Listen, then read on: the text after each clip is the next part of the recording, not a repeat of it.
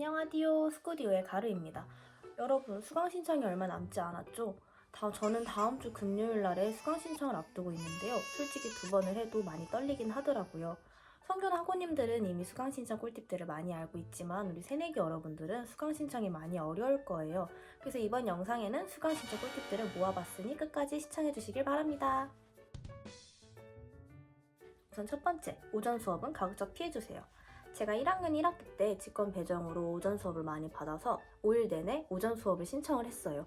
근데 원래 제 의도는 아침 일찍 수업을 듣고 오후 시간대는 친구들이랑 놀거나 혹은 과제를 하려고 했지만 저녁 술자리를 가지고 그 다음날 아침 수업을 듣게 된다면 막상 힘들더라고요. 그렇기 때문에 웬만하면 오전 수업들은 피해주시길 바랍니다.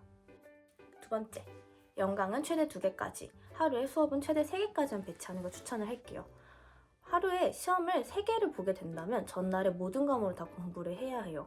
근데 막상 대학교 시험 범위는 보통 고등학교의 2배 혹은 3배 가량의 분량을 차지하고 있기 때문에 전날에 그걸 다 본다는 거는 결과적으로 밤을 샐 수밖에 없다는 소리와 같아요. 그리고 제가 왜 최대 2개까지의 연강을 추천하냐면 연강을 하는 거는 좋은 의도긴 하지만 막상 정신줄이 어느 정도까지 버틸 수 있을지가 의문이에요. 지금부터 아주 중요해져요. 꼭 집중하세요. 저녁 혹은 점심을 학교에서 때우게 될 수밖에 없는 경우가 많아질 거예요. 근데 그때 시간을 1시간밖에 잡지 않게 된다면 밥 먹을 시간이 되게 부족해지고 촉박해져요. 저 같은 경우는 고명북이라는 직권 배정이 끝난 뒤에 1시간 뒤에 바로 미적분 수업을 들어야 됐었는데 그때 당시에는 학식당이 오픈하지 않은 시간대여서 저는 쪽문에서밖에 먹을 수가 없었어요. 근데 쪽문까지 가는 길, 그리고 쪽문에서 음식을 웨이팅을 하고 밥을 먹고 난 뒤에 수업관까지 이동하는 이 길 자체가 40분가량이 소요가 되더라고요. 그럼 제가 순수하게 밥을 먹을 수 있는 시간은 딱 20분밖에 없어요. 만약에 웨이팅이 길거나 혹은 마땅한 음식점이 없게 된다면 밥을 못 먹는 상황이 되더라고요. 그렇기 때문에 웬만하면 밥 시간대는 1시간 이상을 잡는 거를 추천해 줄게요.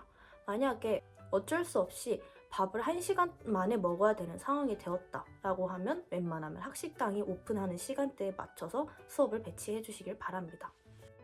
술자리를 즐기는 핵인싸인 당신은 꼭 금요일날 오후 수업은 비워둬야 돼요. 직권 배정 같은 경우는 어쩔 수 없어요. 하지만 직접 수강 신청을 해가지고 얻은 오후 수업이라면 좋아하시면 안 돼요. 보통 단과대 행사의 뒤풀이 혹은 종강총회, 개강총회, 그리고 동아리, 번개 모임 같은 경우는 금요일날 오후 6시부터 술자리를 가지는 경우가 되게 많거든요. 그렇게 된다면 늦참을 하거나 혹은 불참을 할 수밖에 없는 상황이 생겨요. 늦참을 했을 경우 나는 이제 달리려고 하는데 애들 다 뻗어 있고 혹은 내가 이제 시동을 걸고 있는데 부모님이 오라 하거나 혹은 막차 시간이 되었거나 기숙사 통금이 되었거나 하는 상황이 벌어지게 된다면 솔직히 많이 서러워지거든요. 그렇기 때문에 금요일날 오후 시간 수업은 꼭 피하시길 바랍니다. 여러분은 과제가 편해요? 혹은 시험이 편해요?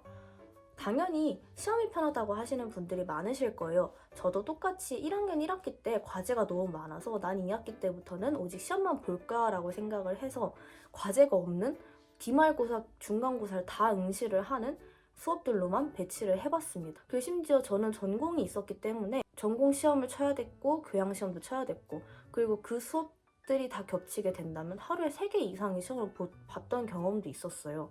전날에 정말 힘들었습니다. 시험이 오히려 독이 될 수도 있어요. 과제도 어느 정도 있고 시험도 어느 정도 있고 적절한 밸런스를 유지하고 있는 수업을 택하는 걸 추천드릴게요. 그리고 아이캠퍼스 수업도 잊지 않았으면 좋겠어요. 아이캠퍼스 수업이란 무엇이냐? 실시간으로 수업을 듣는 형식이 아니에요. 내가 원하는 시간대에 원하는 곳에서 한 번에 들을 수도 있고 혹은 끊어서 들을 수도 있는 중대형 강의를 뜻하는데 워낙 수강 인원이 많다 보니까 경쟁률이 생각보다 낮아요. 내가 경쟁률이 너무 높은 과목들로만 배치되어 있다고 하면 아이캠퍼스 수업도 고려하는 것 자체가 전략이라고 생각할 수도 있죠. 전공이 있는 학우 여러분들 같은 경우는 교양과 전공을 배치를 해야 되기 때문에 18학점도 모자랄 경우가 많을 거예요. 근데 계열제 여러분들은 교양만 듣기 때문에 18학점이 남을 수도 있어요. 근데 저는 개인적으로는 18학점을 다 채우는 거를 추천하진 않을게요. 왜 그러냐? 계열제는 학과 진입을 위해서 학점을 꼭 보게 되잖아요. 학점을 잘 챙기는 학생들이 최고 학점을 듣지 않아도 내가 16학점을 들었는데 4.5인 학생이 있고 내가 18학점을 들었는데 4.3인 학생이 있으면 무조건 4.5인 학생이 이득을 볼 수밖에 없어요. 그렇기 때문에 내가 할 수 있는 과목만큼 그리고 꼭 들어야 되는 강의들만 잘 배치를 하는 거를 추천드릴게요. 이렇게 시간표 분배와 학점 분배에 대해서 말씀드렸는데요. 제가 17일 날에 수강 신청이 있다 했죠. 다음 영상은 어떻게 장바구니를 정렬을 해야 되고 어떻게 클릭을 해야 되며 그리고 어떤 방식으로 수강 신청이 이루어지는지에 대한 간단한 영상을 준비를 할 거예요. 17일 날에 제가 실시간으로 수강 신청이 성공하는지 실패하는지 궁금하시지 않나요? 제가 쇼츠로 간단한 영상을 편집해서 올려드릴 테니 꼭 새내기 여러분들은 수강 신청 전에 꼭 필수적으로 수강 신청하시고 꼭 성공하시길 바랍니다. 그럼 다음 영상 때 봐요.